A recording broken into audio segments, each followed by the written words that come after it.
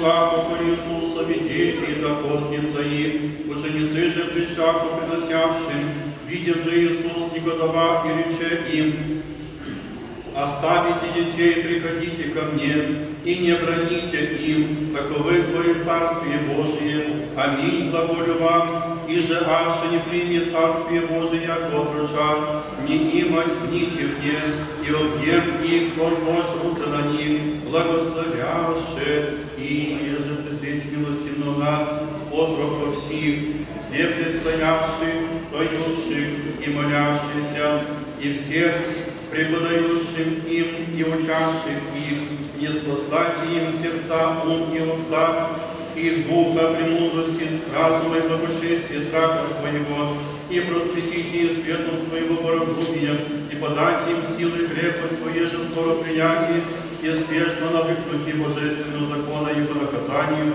и всему благому и полезному учению, еже преспевайте им премудростью и разумом, и всеми благими делами во славу Пресвятаго Его имени, даровать им здравие, долголетные сотворить их к созиданию и славе Церкви Своей, як Церкви, Господи, услыши и помилуй. Господи, помилуй, Господи, помилуй, Господи, помилуй. Господи Божий, Создателю наш, образом Твоим пошлином человеке, научи вы избранная Твоя, яко явитеся внемлющим учению Твоему, открывая премудрость младенца, и же Соломона и всех изыскующих премудрости Твоей научивы.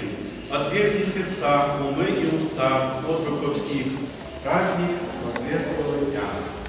Праздник начала нашего с вами учебного года, нашей воскресной школы.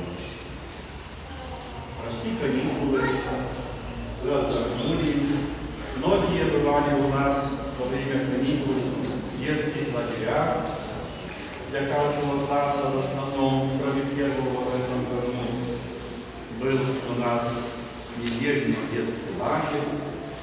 И мы с вами встречались, виделись, храм Божий посвящали, святые места.